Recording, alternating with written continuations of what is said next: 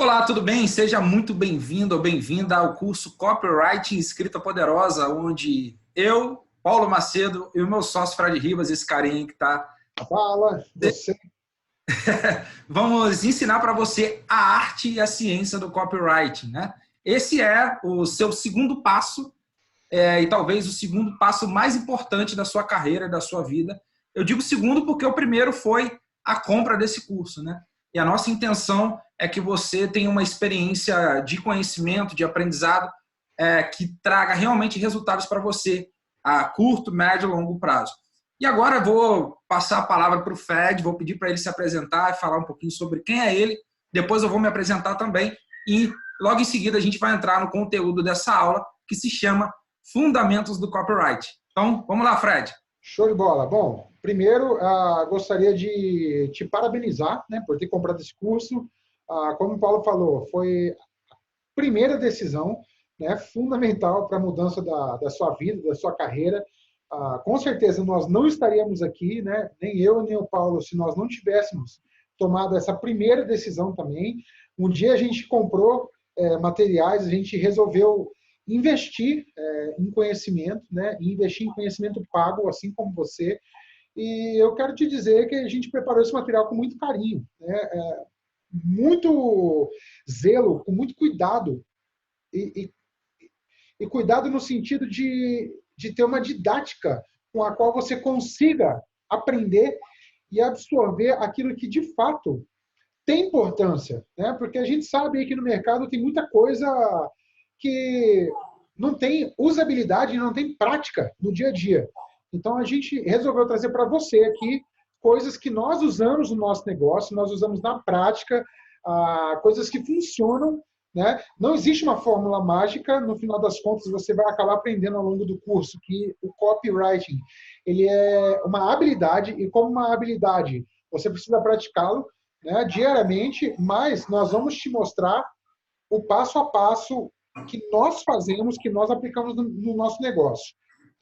Como o Paulo falou, eu sou sócio dele, o nome é Fred Ribas, eu sou um copywriter profissional, fui o primeiro copywriter, né, a me posicionar e a me especializar em neurociência aplicada ao copywriting. Então, eu sou um expert em neuromarketing aplicado ao copywriting, neurociência aplicada ao copywriting. E só para você entender o que é a neurociência aplicada ao copywriting, o que é o neuromarketing é uma ciência que estuda como o cérebro reage aos estímulos gerados através de uma campanha publicitária, ou através de uma marca, ou através de um produto exposto a você, ou a uma pessoa, ao seu prospecto, ao seu cliente, né? Esse estudo, ele é feito através de aparelhos de alta tecnologia, como o eletroencefalograma ou ressonância magnética, que é muito pouco utilizado, né? Mas tem eye tracking, que mede onde os seus olhos estão indo. E, enfim, existem uma dezena de aparelhos que são usados nisso, até aparelhos de identificação, de codificação facial, para saber quais são as expressões que você está gerando, as microexpressões faciais. E com isso, a gente consegue identificar, por exemplo, se a minha campanha ou se o meu produto, o estímulo que eu gerei, gerou repulsa, gerou alegria, gerou surpresa. Então, a gente consegue trazer isso aplicado ao copywriting, né? E a gente está trazendo toda essa bagagem para que você tenha o máximo de aproveitamento. Você não vai receber aqui teorias de neurociência, né? Não é esse o foco, mas você vai receber o copywriting nosso, na prática, o que a gente pratica de fato e o que funciona para a gente.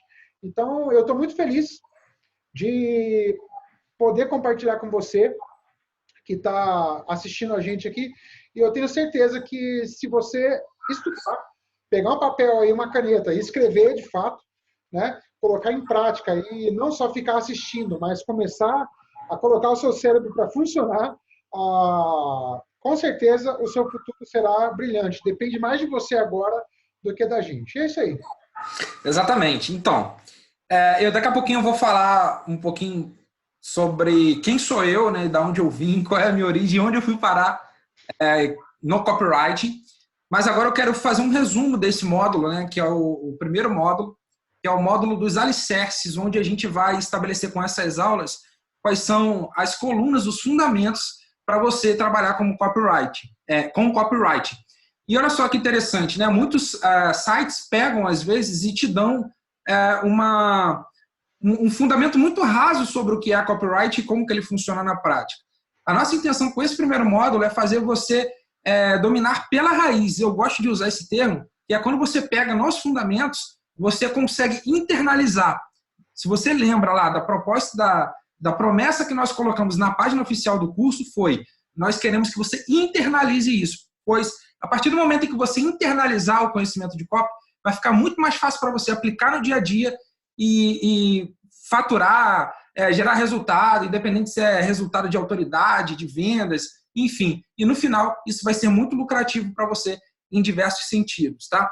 Então, assim, em resumo, sou o Paulo Macedo, diferente do Fred, eu não tenho especialização em neuromarketing, eu sou especializado em copywriting mesmo. O Fred diz que eu sou especializado em copy raiz, e a minha pegada está muito mais voltada para a carta de vendas, e eu trago essa bagagem da carta de vendas. Ao longo do curso você vai entender por que eu falo isso.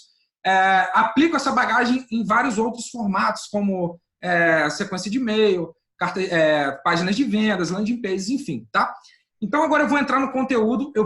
Só para complementar, né? Apesar de você não ter essa especialização, deixar bem claro aqui que a gente compartilha muito material, muito conhecimento. Então, cara, a gente acaba compartilhando os nossos estudos por osmose, né? Então, exatamente.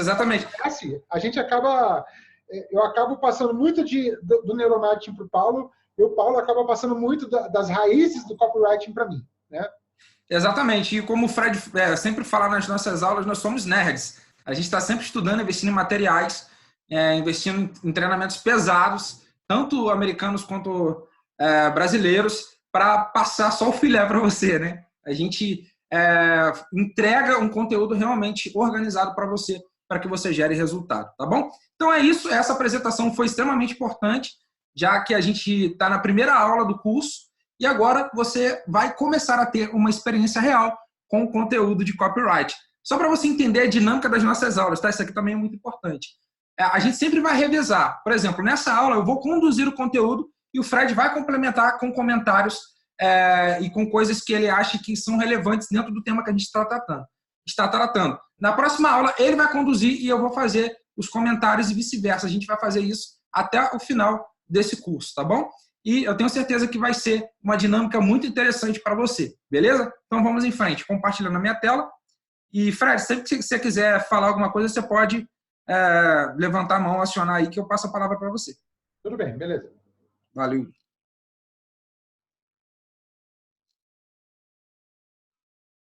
Deixa eu reduzir aqui.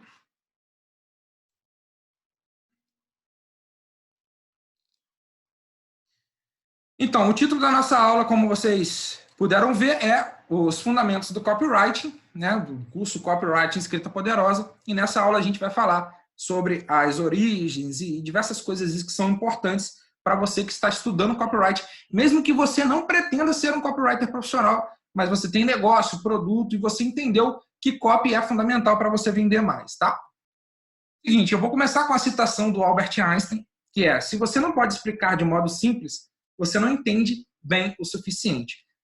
Eu coloquei essa citação aqui para eu lembrar e para você também ter a ciência de que até o final dessa aula eu vou tentar explicar para você da forma mais simples possível sobre o que é copywriting, para que você não faça, para que não aconteça com você o que acontece com 90% das pessoas que compram a maioria dos produtos que estão aí no mercado, tá? Elas entendem copy de um modo que não é copy, né? Elas enxergam o copy de uma maneira que, na verdade, não é, tá? E você vai entender o porquê que eu estou falando isso, beleza? E aqui um resumo do que a gente vai aprender aqui, tá? De onde vem o copywriting, quem são os principais criadores desse método, tá? O que é exatamente copywriting, porque ele é extremamente importante para qualquer tipo de negócio, e quais são os princípios fundamentais do copywriting. A parte final e a parte essencial dessa aula vai ser sobre os 7 fundamentos do copy, e sem isso aqui você vai seguir capenga nos seus estudos, tá? Com isso aqui você vai ter uma formação mais completa, beleza? Então vamos lá, agora eu quero compartilhar com você uma história, tá? Que é a minha história. Né? Eu coloquei na tela story que é justamente para você entender como que eu vim parar dentro do campo do copyright, tá? Olha só, eu entrei no mercado digital oficialmente em 2014. Antes disso, eu já trabalhava com negócio, já era empreendedor, era sócio de uma rádio, de uma empresa de comunicação offline, e eu descobri o mercado digital e decidi ganhar dinheiro com a minha habilidade, que era a escrita. Eu escrevia desde os 15 anos e fazia uma coisa ou outra sempre por hobby, mas eu decidi que eu ia ganhar dinheiro escrevendo. O meu grande sonho era ser um escritor, mas aquela história, né? Viver de escrita no Brasil é difícil, vender livro no Brasil é difícil, então eu descobri que trabalhar com redação era algo que poderia ser muito lucrativo. Então eu entrei no mercado digital de cabeça para trabalhar como redator freelancer na época. E na época, o marketing de conteúdo estava em alta. O Fred deve lembrar disso. Se você está no mercado um pouco mais tempo, você deve lembrar que as pessoas falavam muito sobre marketing de conteúdo, inbound marketing, que é um pouco diferente, mas também tem relação sobre criar conteúdo e tal. E eu comecei a estudar sobre isso de forma autodidata e iniciei a minha carreira escrevendo o meu primeiro texto. Eu gosto de falar quanto que eu ganhei. Foi R$5 que eu ganhei para escrever uma redação de 800 palavras para um site freelancer, tá? E aí, depois dessa primeira redação, eu fui pegando outros trabalhos até que eu tivesse experiência e pudesse ganhar um dinheiro legal para abandonar o meu antigo emprego de sócio, diretor executivo da empresa lá de comunicação e entrei no mercado digital. Então, assim, o marketing de conteúdo ele tem uma bagagem muito grande do jornalismo, tá? Ele mistura coisas do marketing com o jornalismo. No entanto, que lá nos Estados Unidos existem muitos jornalistas e no Brasil também atuando dentro desse campo. Então, eu trouxe essa bagagem e também tinha uma noção de redação publicitária. A partir do momento em que eu trabalhava na rádio, né, eu tinha contato com esse tipo de texto. E eu não tinha ouvido falar sobre copywriting desde que eu entrei no mercado digital. E, para mim, a primeira vez que eu li sobre copywriting, eu entendi que ele era apenas mais uma técnica que você podia aplicar nos seus textos, tá? E eu estava redondamente enganado. Só para você entender, em 2015 eu fui contratado por uma grande autoridade de marketing digital, Pedro Quintanilha. Ele me chamou para ser o diretor de conteúdo da empresa dele, né? Eu já tinha uma certa experiência já com redação, já tinha avançado, e ele me levou lá para trabalhar na empresa dele. A gente morava na mesma cidade, era 40 quilômetros de distância, mas enfim, eu ia para lá todo dia, sentava literalmente do lado dele, tá? E comecei a criar muito conteúdo, um volume muito grande de conteúdo de extrema qualidade para fazer a empresa dele ser reconhecida, a mentalidade empreendedora. E, cara, eu, aplicando técnicas de SEO, de ranqueamento de sites, eu consegui fazer a empresa dele gerar muito volume de tráfego, tá? De visitas orgânicas. As visitas que são vindas pelo Google, né? Pelas redes sociais, enfim, sem necessariamente pagar um anúncio, tá? Então, assim, a gente conseguiu atingir um objetivo de negócio, que era o tráfego, as visitas, tá?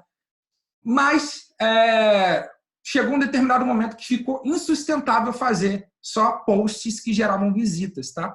Porque os posts não geravam tanto engajamento quanto precisavam e não geravam conversão, venda, né? Enfim, ele tinha muitos produtos, então, assim, a gente conseguiu fazer a empresa ter autoridade, ser reconhecida, ter muito tráfego, mas a empresa não estava vendendo. E aí, ele me chamou no canto, e você vai entender por que eu coloquei essa imagem aí.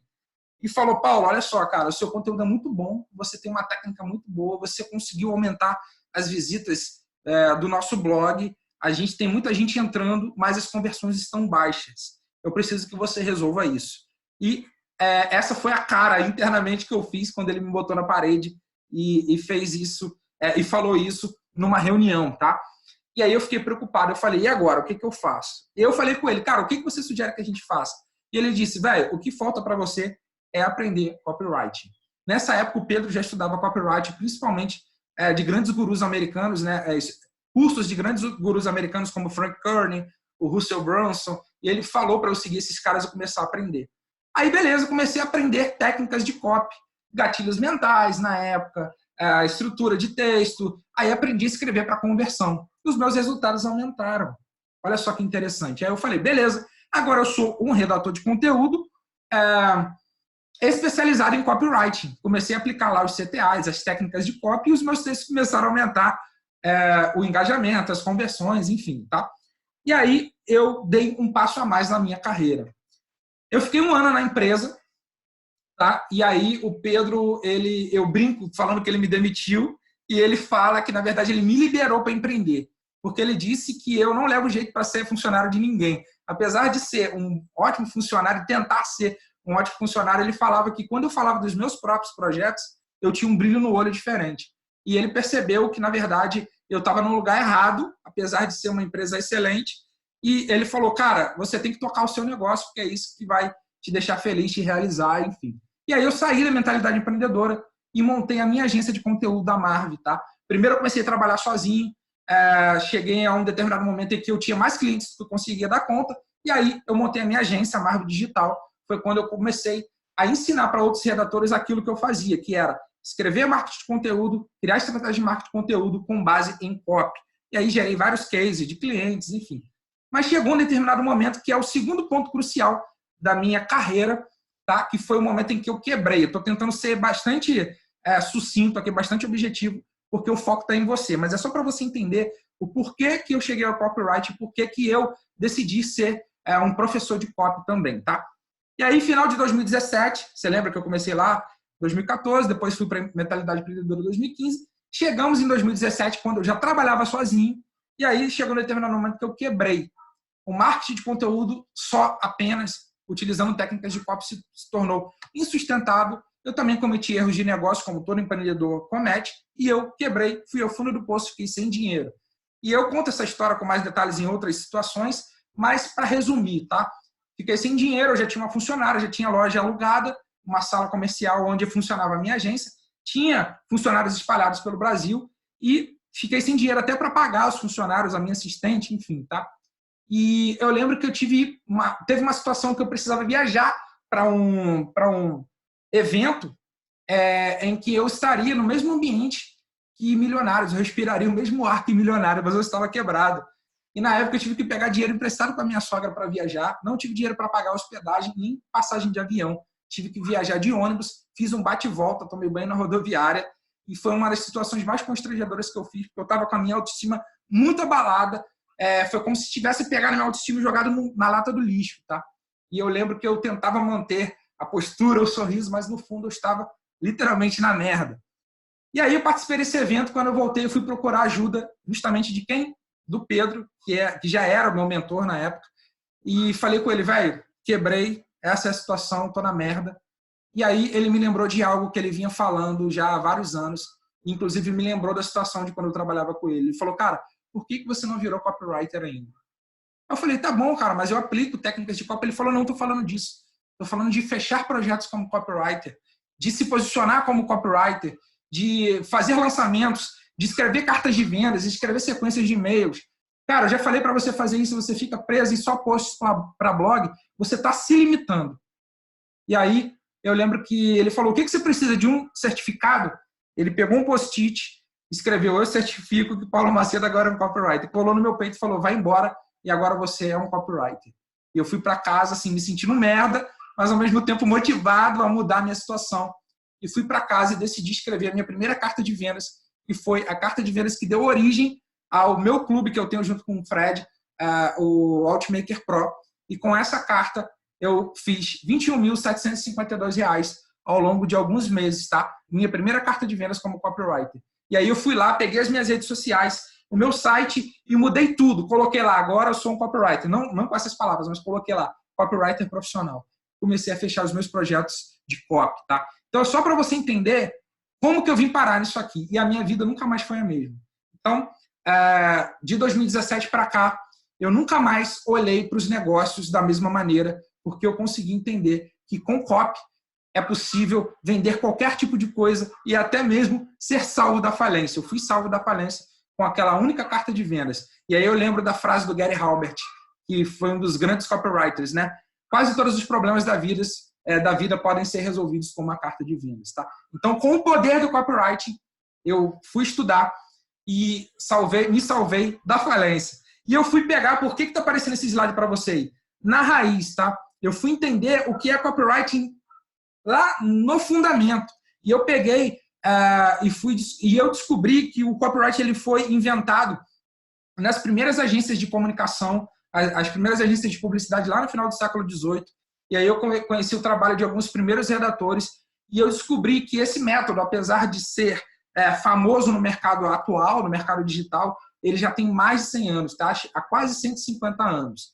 Então, eu fui pegar o copywriting na raiz e eu me especializei não somente em copy, mas também em história do copyright. Inclusive, isso está espalhado em alguns materiais que eu produzo, tá? Deixa eu tomar um gole da minha água. Fred, você quer falar alguma coisa antes da gente prosseguir? Não, cara, por enquanto não. Beleza, então. E agora eu quero explicar para você os conceitos do copyright, que foram os conceitos que eu aprendi quando eu fui estudar copy, tá? E quando eu fiz lá a minha primeira carta de vendas, eu falei, velho, agora eu vou me especializar nisso. E aí eu peguei os principais livros em inglês e em português, tá? Fui estudar, li mais de 30 livros na época, e o que você vai aprender agora foi o filé do que eu aprendi na época, tá? E sem perder tanto tempo quanto eu perdi para aprender, tá bom? Primeiramente, copywriting. Qual é a definição de copywriting? É o ato ou ocupação de escrever textos para fins de publicidade ou outras formas de marketing. Tá? A maioria dos sites americanos dão essa definição aqui. É uma definição genérica. A gente começa depois, com o tempo, romantizar e até maximizar essas definições, como copywriting é a arte de escrever para vender, são palavras que vendem milhões, como diz Gustavo Ferreira. Enfim, a criação de textos persuasivos, mas basicamente vamos focar nisso aqui, tá? O ato ocupação de escrever textos para fins de publicidade ou outras formas de marketing, tá? E copy, o que é copy? Copy é o resumo, né, a abreviação de copywriting, mas remete à peça de copywriting que você escreve, tá? A peça de texto que você produz utilizando o copywriting, tá? Copy é o conteúdo escrito que visa persuadir uma pessoa ou um grupo a realizar uma determinada ação. Essa palavrinha que aparece para você, ação, é uma palavra muito importante, tá? E a gente vai falar dela, mesmo que implicitamente a gente vai citar esse conceito de ação, esse termo, até o final desse curso, tá? Por quê? O copy, no fim, ele visa levar a pessoa a uma determinada ação, tá? E o copywriter é o profissional que domina o copy, né? Domina o método de copy e escreve as peças, o copy, né? É o seguinte, é o profissional que cria textos para os mais diversos segmentos usando o copywriting, tá? Então, é você. Mesmo que você não pretenda ser um copywriter profissional, um redator, a partir do momento em que você aprende o copy, você começa a fazer negócios de uma maneira mais eficaz, tá bom? E o copy não começou agora, como eu falei, e aí eu coloquei a foto de redatores aí na década de 40, 50, tá? Não sei precisar se eram redatores de uma agência de publicidade, mas eu deduzo que sim, tá? Mas se não, nos dá uma visão de como que eram as agências na época, tá? Já tinha ali o telefone de uma maneira bem primitiva, as máquinas de escrever, tá? Máquina de escrever que é um símbolo aí também do copywriting. E na década de 20, década de 30, por todas as fases do século 20, o copyright foi usado em diferentes contextos. Primeiro na publicidade, depois no marketing direto, lá, com catálogos, com a mala direta, que eu vou falar um pouco mais em outras aulas, tá? E o que a gente aprende hoje é uma bagagem que foi desenvolvida durante todo esse tempo, beleza? E olha só que interessante, na época que eu fui lá estudar, pegar o copyright na raiz, eu conheci o trabalho desse cara aí, que é o John Emery Powers, tá? O John Emery Powers, ele é considerado o primeiro redator do mundo a trabalhar em tempo integral. Ele foi o primeiro cara que foi contratado por uma empresa para ficar só escrevendo copy, tá? E na época, ele era vendedor direto, ele vendia máquinas de costura e ele teve a ideia de criar um anúncio que fez a empresa vender mais máquinas de costura do que conseguia dar conta. Um anúncio dele, tá? Então ele era vendedor, escreveu um anúncio e eu identifico porque antes de trabalhar com o mercado digital eu também era vendedor direto e escrevia anúncios para a rádio, tá? Usando o copy publicitário, que é diferente do copy que a gente está aprendendo aqui. E o John Emery Powers teve uma história semelhante. E esse cara lá, no final do século XIX, ele já ganhava $100 por dia como copywriter, tá? Ele faturava $100 por dia escrevendo copy. E ele tinha um jeito muito peculiar de escrever copy. Ele era muito sincero. Ele falava até dos defeitos do produto. tá? E isso fazia com que ele vendesse mais, porque ele quebrava o padrão na época, tá? Hoje, se você entra na maioria das copies digitais, cartas de vendas, você percebe que a gente tenta escrever com sentenças curtas e diretas. O precursor desse estilo foi o John Emery Powers, tá? O que a gente utiliza hoje, essas frases curtas e precisas, não parágrafos longos, foi esse cara que começou a fazer isso em anúncios de jornais e revistas na época, tá? E aí tem uma citação dele que você já deve ter lido, que é: a primeira coisa que se deve fazer para ter sucesso na propaganda é ter a atenção do leitor. Isso significa ser interessante. A próxima coisa é manter a confiança, e isso significa retificar o que está errado nos negócios do comerciante. Se a verdade não for verificável, conserte-a. Ou seja, ele abominava o ato de mentir para vender alguma coisa. Então, ele sempre era sincero e honesto com os seus clientes, tá? E a história diz que ele era um pouco insolente, era difícil de trabalhar com ele, mas era um cara genial. Para você ter uma das empresas que ele trabalhou, ele conseguiu levar a receita da empresa de 40 milhões para 80 milhões por mês, tá? Fala, Fred. Abri até um parêntese aqui sobre esse fato de você ser sincero com os defeitos do seu produto, né? Isso hoje é uma técnica muito boa para você ser usada, já aproveitando, né, você que está nos assistindo aqui no curso, que se você souber usar isso sem que você desqualifique o seu produto, sem que você desqualifique a compra desse produto, ela é uma técnica muito boa para você ser usada. Por quê? A partir do momento que você assume que o seu produto não é perfeito, você abre o olhar do seu prospecto para que ele pense assim: cara, esse cara, ele está me falando a verdade. Ele não está tentando me vender esse produto a tudo quanto é custo.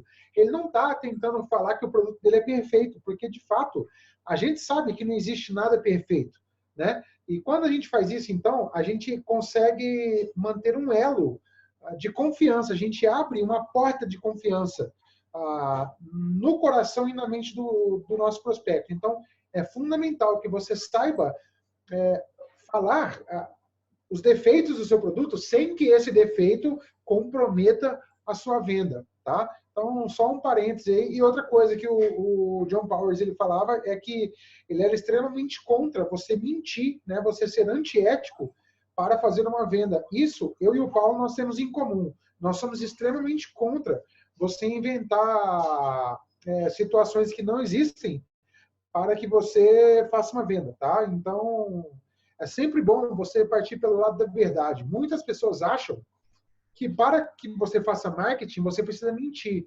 Isso é uma crença, tá? Ou seja, é uma verdade que as pessoas acham, mas que não é uma verdade. Porque tem como você vender baseado em fatos reais. Então, só para abrir esse parênteses aí para complementar a aula. Excelente, Fred, excelente. É isso aí, eu concordo 100% com o que o Fred falou. E, inclusive, a gente um dos nossos pontos da nossa mensagem é justamente esse.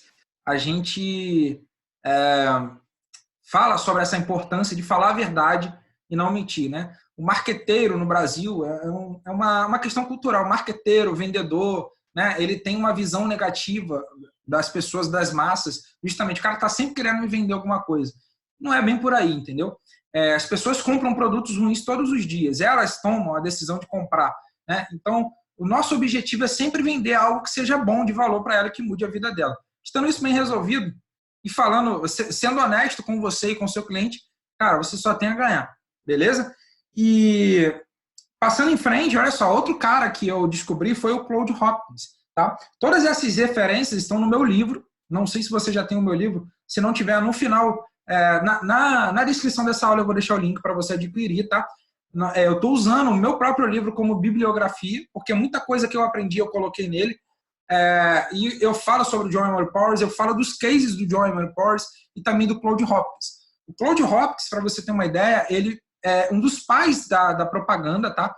Um dos pais dos redatores, ele também escrevia anúncios, e ele escreveu um livro em 1920, foi publicado em 1923, chamado A Ciência da Propaganda, que até hoje é utilizado como base, como referência para o que a gente faz dentro do marketing, tá? E tem essa citação dele aí, que é o seguinte: a única finalidade da propaganda é promover vendas. É ou não lucrativa de acordo com as vendas efetivas que promove, tá?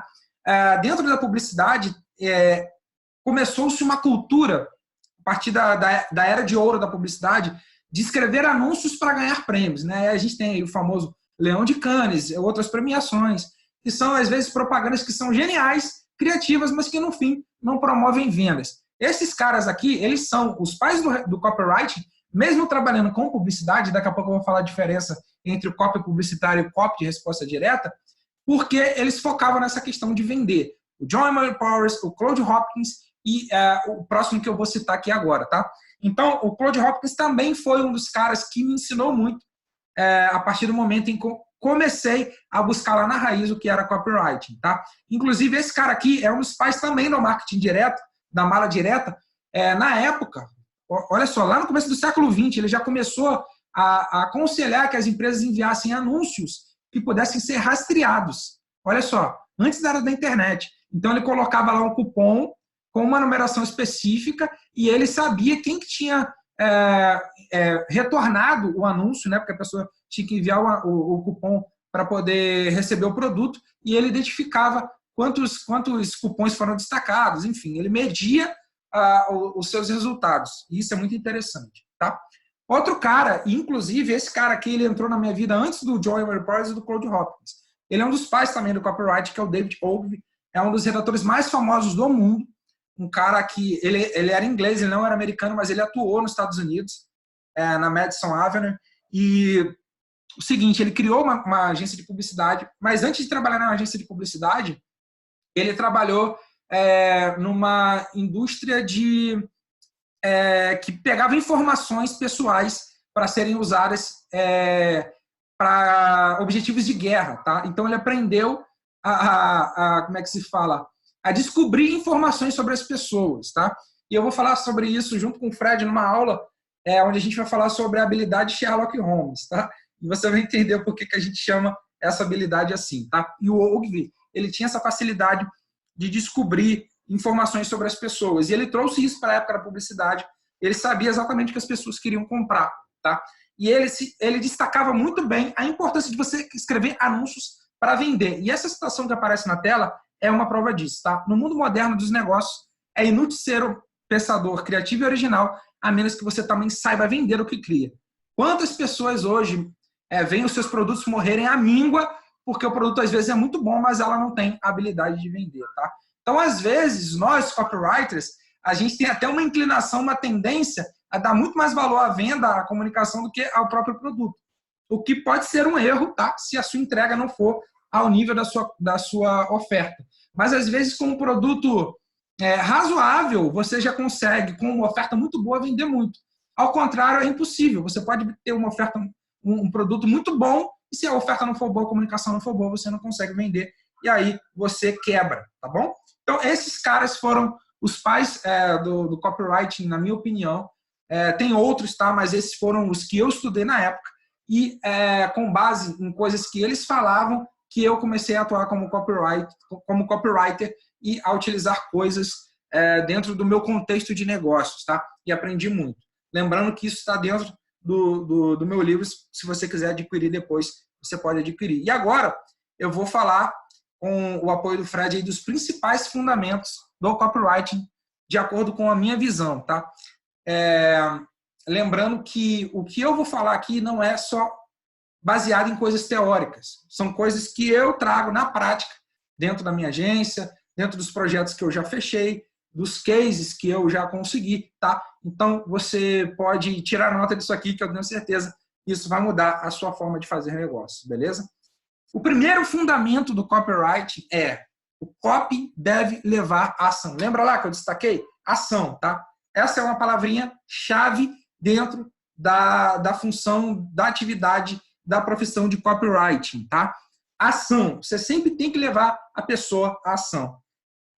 E olha só, a resposta direta, ou marketing de resposta direta, é um marketing diferente do marketing focado em brand, que às vezes ele só quer posicionar o produto na mente do cliente para facilitar a compra dele no futuro. Não, a resposta direta, ela permite que os profissionais de marketing compreendam o desempenho dos seus produtos ou serviços sem passar por um longo período de espera, pois a interação entre a marca, produto e o consumidor é praticamente instantânea. Então, quando a gente joga o cara para uma carta de vendas, para uma página de vendas, o nosso objetivo é que ele responda, que ele tome uma ação logo em seguida que leu a mensagem, tá? E a gente deixa ele emocionalmente disponível para que ele tome essa decisão, essa ação no final do texto ou antes, tá? Até antes. E por isso que a gente coloca lá o CTA, o Call to Action, ou seja, chamada para ação. Que a gente quer que ele haja agora, não é depois, não é semana que vem, não é mês que vem. A gente quer que ele tome uma ação instantânea, imediata, tá? Então a diferença do copywriting para outros tipos de comunicações de marketing é justamente essa. Você precisa ser urgente, você precisa fazer o cara agir agora. E a resposta direta é a escola que gerou o copywriting que nós utilizamos hoje, tá? E até, Paulo, pode falar. Esse é o... Eu tô virando aqui porque o meu computador, a câmera está aqui, mas o computador está aqui, tá? Aproveitando Beleza. Que... Tocando nesse assunto, a partir de agora, você tem que pensar assim, toda comunicação que você for fazer, toda, se for baseada em copy, né, não quer dizer que o branding esteja errado, tá? O branding ele é muito válido. E nós, como profissionais de marketing, né, eu e o Paulo, que antes de sermos copywriters, a gente já vem do marketing, a gente fez faculdade de marketing, o branding ele é importante, só que ele demora muito para trazer um resultado, né? Então, e o copywriting ele é basicamente instantâneo, digamos assim. Então, assim, você tem que pensar, cara, quando eu for fazer uma comunicação baseada em copy, eu sempre tenho que ter em mente que eu preciso gerar uma ação imediata. Se você esquecer disso, e por que eu estou falando isso? Porque muitas pessoas esquecem disso, tá? Se você gerar uma puta comunicação bonita, linda, um texto lindo, assim, gostoso, mas não tiver um call to action, uma chamada para ação, cara, não adiantou de nada, tá? O cara falou, beleza, legal, mas a mente dele falou, beleza, agora eu vou voltar para o Facebook, vou voltar para o Instagram, vou voltar para o YouTube, porque você não fez ele tomar uma ação imediata. Então, lembre-se sempre, cara, ação imediata. Depois, no final do meu texto, eu preciso levar esse cara a tomar alguma ação. Seja comprar meu produto, seja baixar um e-book, seja fazer qualquer coisa, tá? Mas ele precisa fazer alguma coisa. Nem que seja curtir, compartilhar, comentar ou assinar sua newsletter. Simples assim. Nós, copywriters, a gente até ouve dos profissionais de marketing mais ortodoxos que nós somos agressivos, né?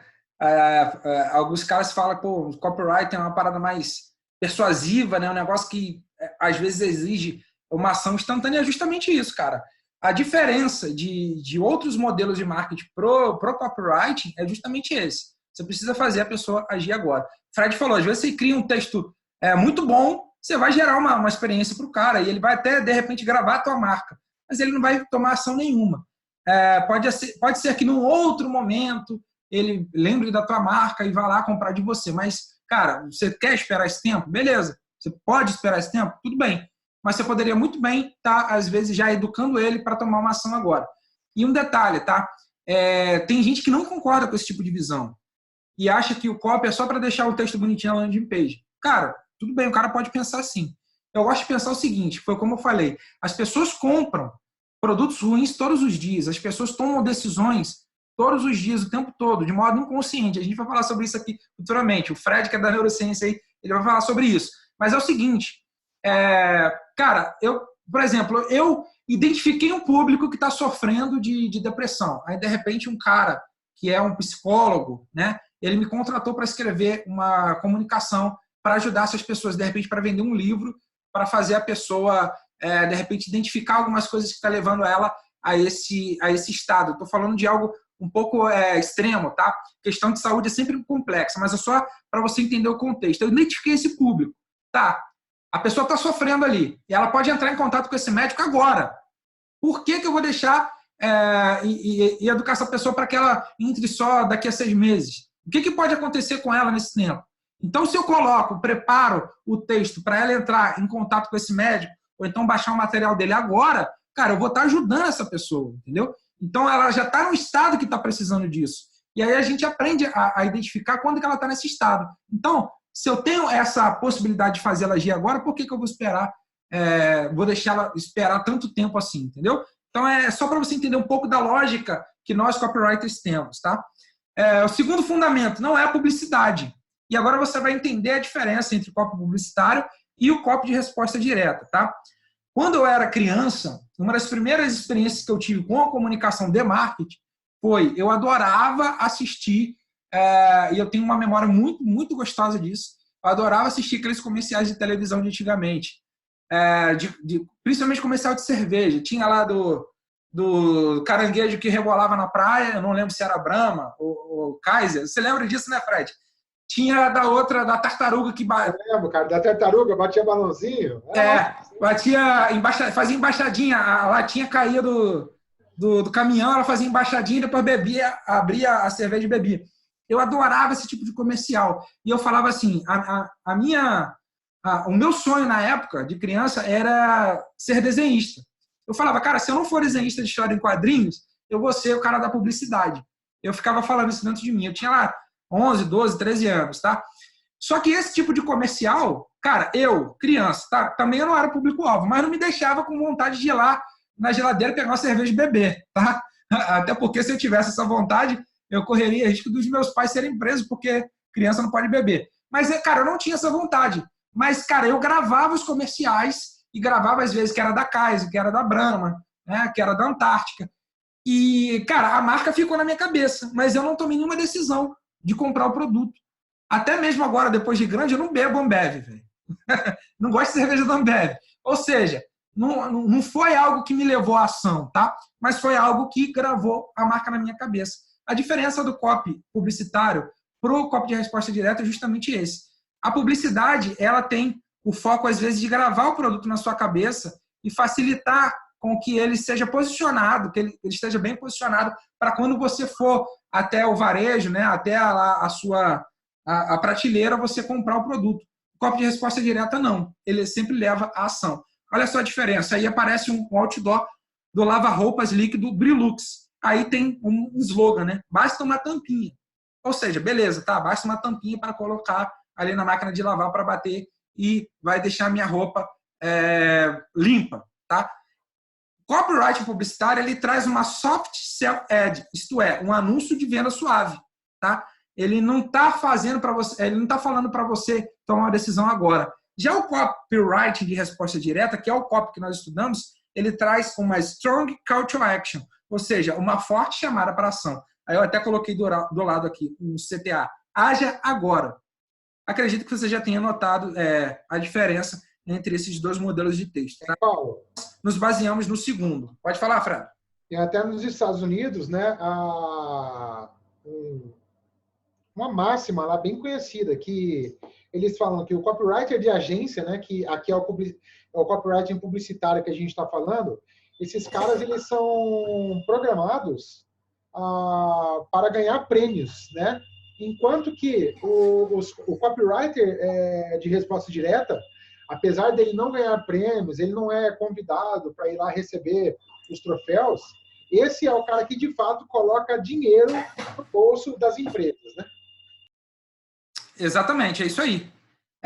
E lá, olha só, interessante, foi interessante você tocar nesse assunto, porque nos Estados Unidos, o copywriting, ele é chamado de copywriting. Ele não tem essa diferenciação de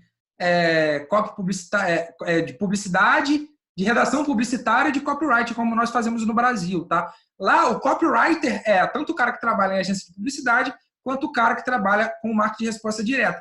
A diferença é no formato de texto que eles produzem, tá? Então, é por isso que algumas pessoas dizem assim, copyright é a mesma coisa que redação publicitária. E nos Estados Unidos, o termo, sim, remete, mas tem essa diferença básica aí, tá bom? Terceiro fundamento, terceiro pilar aí do copyright, não deve soar inteligente. E aqui eu quero que você entenda o seguinte, você não tem que soar burro, tá?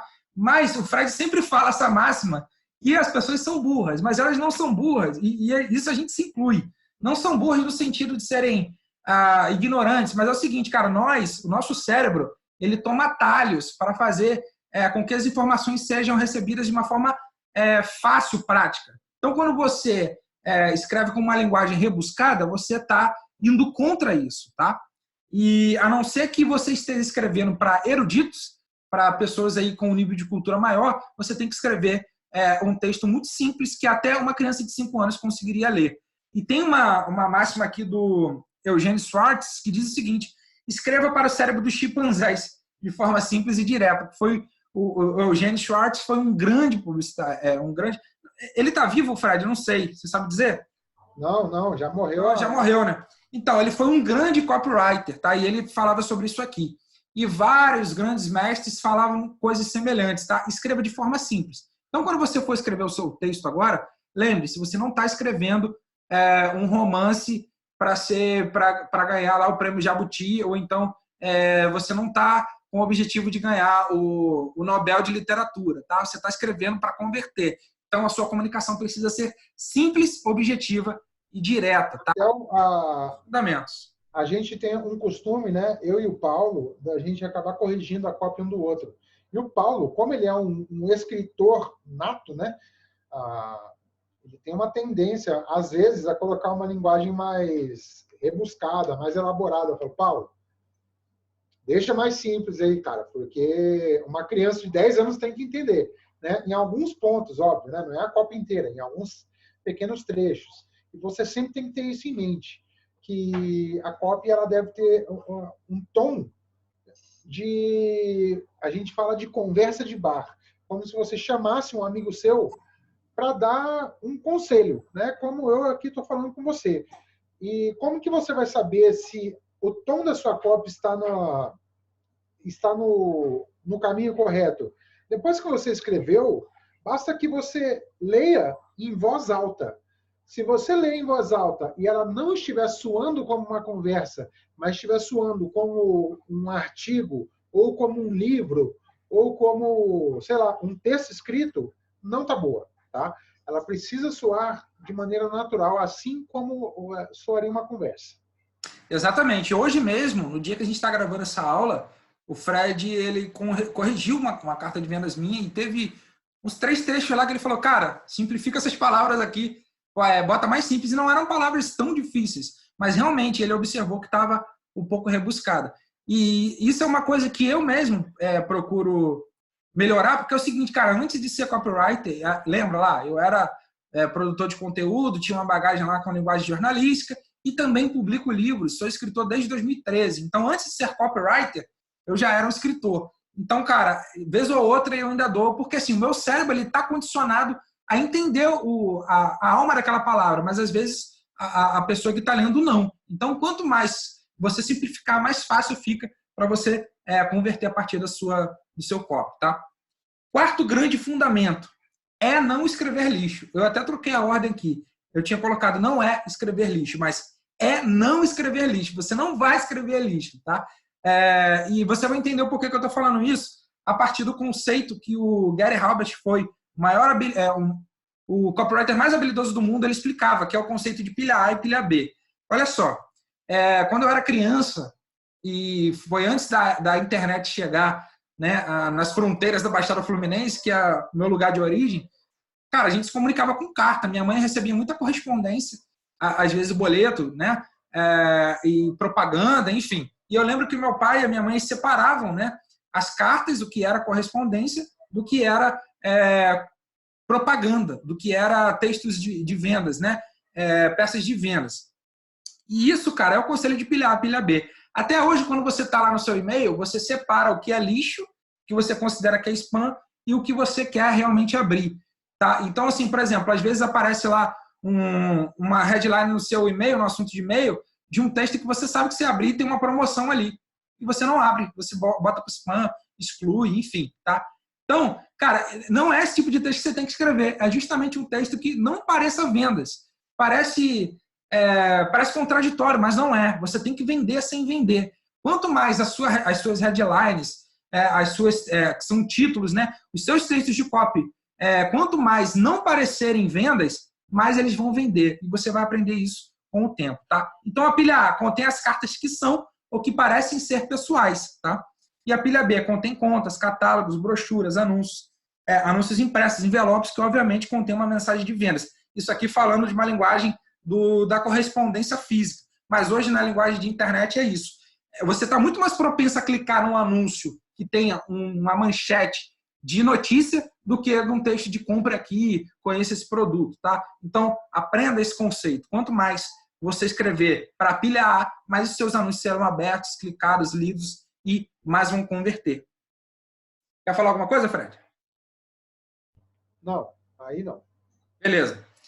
Sexto grande fundamento, não é gatilho mental. Se você já tem uma certa experiência no mercado digital, você deve ter ouvido já esse termo, gatilho mental, tá? Já é um termo intrinsecamente dentro da cultura do mercado digital, tá? Eu utilizo esse termo de vez ou outra, mas não é o termo que eu gosto de utilizar, porque eu entendo que a essência disso aqui é diferente. E eu vou explicar o porquê, tá? Muita gente vem e me pergunta assim, Paulo, quais são os gatilhos mentais que você usa na sua copy? Eu não penso nisso, o Fred não pensa nisso. Os grandes copywriters que às vezes roçam o cotovelo com a gente, que estão entre a nossa rede de contatos, não pensam nisso quando vão escrever copy. Então, cara, a maioria dos cursos do mercado, ainda hoje, enquanto você está assistindo essa aula, tem esse grande defeito.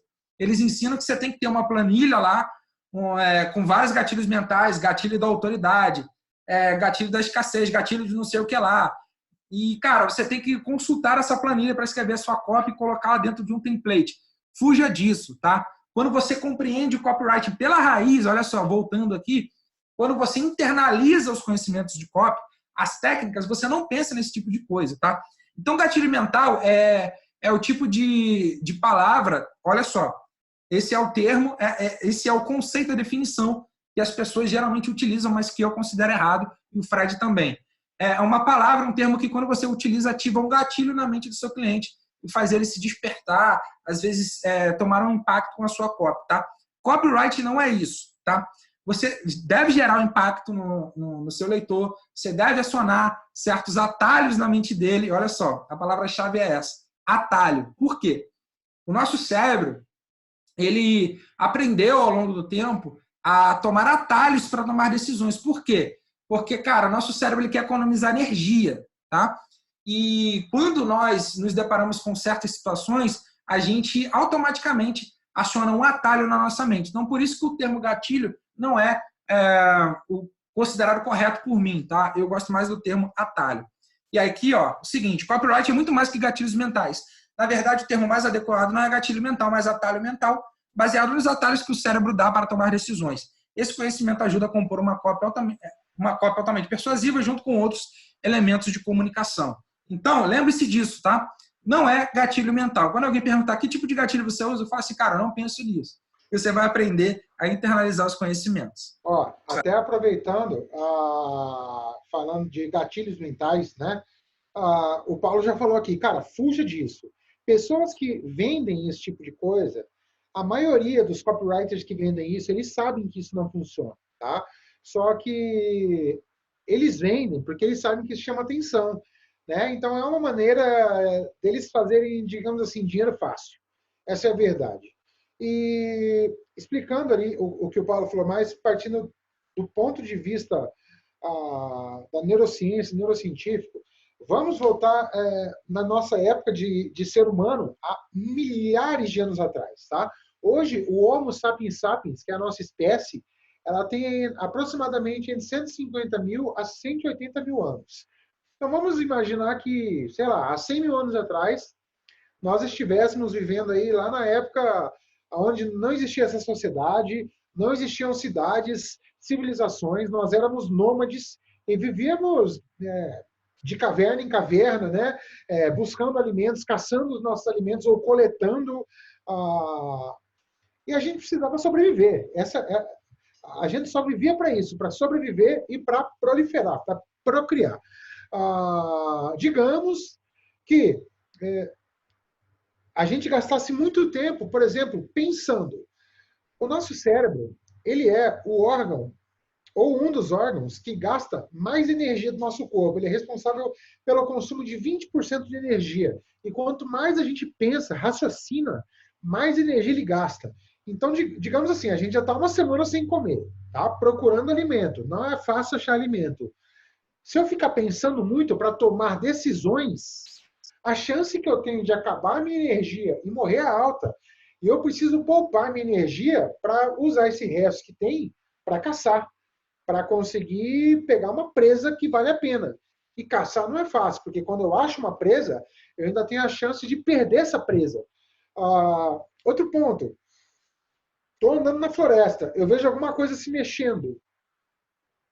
Enquanto eu estou raciocinando, pensando, será que isso é um bicho? Será que isso é um animal? Cara, vi um leão, me matava, me comia. Ou vi um mamute e me pisoteava. Então, eu não tinha tempo para ficar raciocinando, para ficar gastando tempo pensando. Então, o nosso cérebro foi criando, como o Paulo falou, atalhos, né? Que são os vieses cognitivos. Essa é a palavra científica, ou o termo científico, né? Nós fomos criando vieses cognitivos para tomar decisões de maneira rápida, a fim de salvar a nossa vida, a fim de salvar a nossa existência. E hoje, esses vieses continuam dentro do nosso cérebro, tá? Eles continuam enraizados, apesar da gente não viver mais em florestas, não viver mais na era primitiva. Então, se a gente souber estimular isso, a gente consegue tirar proveito. Só que esse termo gatilho mental, não existe essas palavras. E, cara, não funciona, tá? Por que eu sei que não funciona? Porque antes de me tornar copywriter, eu estudava isso, né? Eu entrava nesses sites aí, tem site aí que você vê as palavras mais persuasivas que existem, né? Você vai ver lá, é a palavra você, a palavra novo, é a palavra não sei o que lá. Meu, tenta usar isso num texto. Você já provavelmente já deve ter tentado usar. Tenta usar isso num texto sem conhecer a fundo os princípios do copywriting que a gente está te ensinando aqui, cara, não funciona. Você vai se frustrar. Eu me frustrei muito, porque eu falava, cara, não é possível. Eu estou usando tudo que eu aprendo no site do guruzinho aqui e não está funcionando, tá? Então, só para você ver que se você não entender o conceito do copywriting por inteiro, esse negócio de gatilho mental é lixo, não vale nada, né? Na verdade, nem existe gatilho mental, são vieses cognitivos. Ou se você quiser gerar um termo mais bonitinho, seria atalho mental, que não é a palavra, mas é uma situação que você gera para que o cérebro ele tome esse atalho. Simples assim.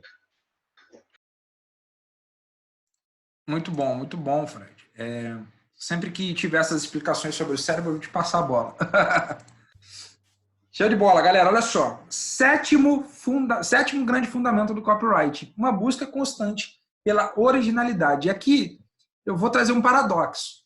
Não existe ideia 100% original. Tá? Tudo que nós fazemos hoje é baseado em algo que alguém já fez. Tá? E mesmo que você não saiba, não tenha conhecimento de alguém que usou isso que você está achando inovador hoje, alguém em algum momento fez. Tá? O que nós fazemos, o que nós seres humanos realizamos é sempre uma repetição de coisas, tá? E aí, o seguinte, isso não quer dizer que você tem que ficar copiando as ideias dos outros.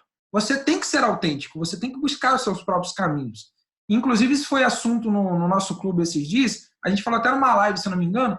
Cara, nós temos hoje copywriters que dizem assim, cara, os grandes mestres de copy estão ultrapassados. Eu acho isso um absurdo, cara. Sabe por quê? O cara hoje utiliza coisas que esse cara criou, entendeu? E é muita audácia, muita soberba dizer que, cara, por exemplo, esses caras que eu citei, o Claude Hopkins, o John R. Powers, o Ogilvy, estão ultrapassados. Cara, tudo bem, eles viveram a época deles, mas muita coisa que nós utilizamos hoje foram coisas que esses caras abriram caminho pra gente, tá? Então, não existe dessa... E outra, não. Só fazer um adendo aí, cara, eles não estão ultrapassados, tá? Somente os meios de comunicação evoluíram. Eu estava estudando esses dias, enquanto eu estava na academia, uma reportagem com o John Calton, que o John Calton foi um dos primeiros copywriters que conseguiu migrar da era offline, do analógico para o digital, para o online, né? E ele falou, cara, o copywriting é a mesma coisa até hoje. Hoje ele é um dos copywriters mais bem pagos do mundo. O cara é multimilionário, já é coroa já. E ele falou, cara, o copywriting não mudou. Os princípios do copywriting continuam os mesmos. A única diferença é que ao invés de você mandar uma mala direta para casa do cara, hoje você consegue fracionar essa copy em anúncio, depois você manda esse cara com uma landing page, depois você manda um e-mail, depois você manda esse cara com uma carta de vendas. Simples assim. Tá? Então, o que o Paulo está falando tem total fundamento e sentido. Não caia no erro desse pessoal que fala essas baboseiras. Só isso. Exatamente. O que a gente precisa fazer é o seguinte, claro, o Gary Halbert morreu na década de 90.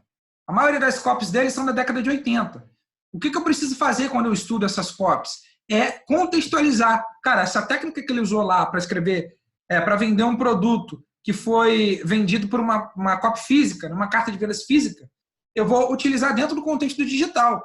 Mas, cara, é basicamente a mesma coisa. O cérebro humano não mudou. Inclusive, o Claude Hopkins, ele falou isso no livro dele, né? O cérebro humano, ele não muda. Cara, o que muda são, às vezes, os inputs, a cultura, né, no geral, os meios de comunicação, como o Fred falou. Mas, cara, a base do nosso cérebro, o modo como nós tomamos decisões continua o mesmo, tá? Mas aí o seguinte, tratei disso. Agora eu vou falar sem soar paradoxal, tá? É uma busca constante pela originalidade. Por mais que as ideias não sejam 100% originais, você vai pegar a essência de tudo isso que já passou e vai aplicar no seu próprio contexto, no seu próprio estilo, tá? Esses dias eu recebi um dos melhores elogios que eu poderia ter recebido na minha carreira como copywriter. Um rapaz que me segue já há uns 4 anos, eu coloquei um trecho de uma carta de vendas minha no meu story, lá no Instagram, e ele mandou e falou assim, cara, você tem um estilo único de escrever, tá? Você tem um estilo próprio. Eu falei, velho, é isso que eu estou buscando, estou procurando criar o meu próprio estilo. Na parte de trás do meu livro, o Luiz Guilherme, que é um amigo nosso também, ele também fala sobre isso. Por quê? Cara, eu não quero soar como o Gary Halbert. Apesar de que eu imito coisas dele no bom sentido, não de plagiar, mas no sentido de tentar fazer como ele fazia, justamente porque eu sei que eu vou... como é que se fala? Eu vou avançar anos-luz aí do que, de repente, tentar fazer de uma maneira um pouco diferente. Tá? Mas eu não quero soar como o Fred, eu não quero soar como o Guilherme, eu não quero soar como o Ogvi. Cara, eu quero soar como o Paulo, entendeu? Então, o copyright ele é uma busca constante pela originalidade. E é por isso que nós, Fred Ribas e eu, nós abominamos o uso de template. Tá? Não quer dizer que estruturas não podem ser usadas. Pelo contrário, nós temos o nosso livro de receitas, que é as estruturas, a engenharia. Por exemplo, esse elemento entra aqui, esse outro elemento entra aqui. Mas, cara, template, onde você só muda as palavrinhas, igual aquelas provinhas da 4ª série, né? Complemente a frase, né? Joãozinho estava no bosque. Aí você tem que colocar lá, no bosque, tá dentro de um colchete ali, né? Aí você bota só no bosque. Cara, muitos caras no mercado vendem isso hoje, tá? Você, baixa aqui 27 templates de e-mail, você só muda uma palavrinha ou outra. Aí você vai ver, tem 1000 pessoas usando o mesmo template com uma comunicação que não é original. Então, fundamento do copyright, busca pela originalidade. E aqui eu falo o seguinte, comunicação não é commodity. Commodity é um produto que ele não tem muita alteração no modo que ele é produzido. Comunicação não é isso. Copyright é comunicação. Comunicação ela precisa ser personalizada e original. É isso, Fred? Exatamente. Né? E até você falou do template lá, né? De colocar... É diferente de estrutura, engenharia. Por exemplo, quando a gente fala de engenharia, vamos trazer para o lado da engenharia civil. Né? Você não vai colocar o telhado no chão. Não tem lógica, porque o telhado tem que ficar no telhado. Né? Você não vai colocar uma janela no lugar da porta e a porta no lugar da janela. É isso que a gente fala de engenharia. A copy, ela tem a engenharia dela. Por exemplo, a headline, ela tem que ficar, o título, a manchete, ela tem que ficar no lugar do título, da manchete, da headline. Não adianta você querer colocar o preço no começo e a headline no final. Não vai funcionar. Você entende? Isso é engenharia. Agora, template é isso que o Paulo falou. Joãozinho estava na padaria e ele comprou preencha a frase com o seu produto. Agora, não funciona. Exatamente. E aí o seguinte, esses foram os 7 fundamentos, tá? Você começando com isso aqui, você lembrando disso, tome nota, coloque isso dentro de um arquivo, pegue um caderninho, anote, tá? Esses são os 7 fundamentos. E, cara, procure utilizar isso a partir de hoje. Mesmo que você não queira ser um copywriter profissional, você seja um empreendedor, um coach, um consultor, um profissional liberal, tá? Por quê? Quando você se baseia nesses fundamentos, você se baseia nessas colunas, você tem a possibilidade de se destacar e fazer os seus produtos se destacarem. E agora eu vou te dar uma dica de ouro. É uma dica que nós damos para a maioria, para todos os nossos alunos, na verdade, né? Tanto dos nossos cursos como esse que você está participando, como do nosso clube, o clube de orientações, que é o Outmaker Pro.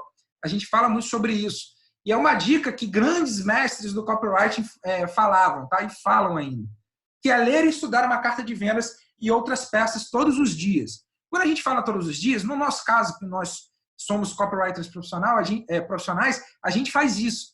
Mas, às vezes, no seu caso, que não precisa, que não quer, que não tem o desejo de ser um redator, mas que quer escrever copy para o seu próprio negócio, você pode reservar 2, 3 dias por semana, ou até um pouco mais, sei lá, algumas horas por dia, para poder estudar essas peças. Por quê? A partir do momento em que você faz isso, você está trazendo para você a bagagem dessas peças, e quando você for criar as suas peças, você vai lembrar da mesma essência, tá? E aqui, ó, o seguinte, isso ajuda a dominar os segredos que fazem esses mestres trabalharem tão bem, e por sua vez, isso pode tornar a sua habilidade com copy realmente eficaz. A maioria dos grandes redatores estão calçados por outros grandes redatores. Por isso faz sentido seguir a tradição, lendo-os para nos tornar bem-sucedidos também. E isso vai ao encontro do que eu falei aqui, né? Não adianta desprezar o que veio antes. Pelo contrário, eu preciso pegar o que há de bom ali, porque esses caras abriram um caminho para nós, tá? Então, essa é a dica de ouro. Essa é a prática dessa aula que eu te aconselho a fazer, é o seu exercício. Então, a partir de agora, você vai procurar peças que são bem-sucedidas. Inclusive, nós temos aqui dentro do nosso curso um arquivo com algumas peças bem-sucedidas, e a gente vai falar delas ao longo do tempo, mas você vai começar a estudar essas peças, observar. Por exemplo, eu faço muito isso hoje. Estou lá no Facebook, navegando, apareceu um anúncio que eu acho interessante que me levou a clicar, eu salvo, dou o print naquele anúncio e guardo em algum lugar. E depois eu fico pensando, o que esse cara usou para me chamar a atenção? É esse tipo de coisa que você tem que fazer, tá bom? Deixa eu passar aqui o slide. É isso, tá? Que eu tinha para trazer. Não sei se o Fred quer complementar alguma coisa. Espero que você tenha gostado dessa primeira aula. Essa aula foi fundamental, e por isso os fundamentos do copyright, que é justamente para você começar a trabalhar a sua mente e internalizar esse conhecimento para ser uma pessoa mais persuasiva e para jogar lucros diretamente para o seu bolso, tá? E aí, Fred? É isso, cara. Vamos para a próxima aula. Tá completo, show de bola. Beleza, então. Muito obrigado. E detalhe, né? Você falou para estudar as copies vencedoras. Cara, eu tenho visto muitas pessoas querendo estudar copy, que a gente chama de copy controle, né? O que é copy controle? É a copy, cara, que arrebentou, né? Que, tipo, vendeu pra caramba. Tipo, vendeu muito, né? Milhões. Estude essas copies. Fred, onde que eu acho essas copies? Cara, me chama o Paulo. Cara, segue a gente no Instagram, né? @Paulo Macedo com 2 Cs, ou Fred Ribas com 2 S no final. Chama a gente lá, cara. A gente compartilha com vocês, né? Chama a gente, que a gente tem muito material legal para compartilhar. Mas não fica estudando qualquer copy, porque tem muita copy aí no mercado que, desculpa a palavra, mas é uma bosta, né? Não tem estrutura e não tem resultado, cara. Então, não se engane. Essas pessoas aí que o Paulo falou, Gary Halbert, por exemplo, é um cara que tem muita copy legal que vale a pena ser estudada, tá?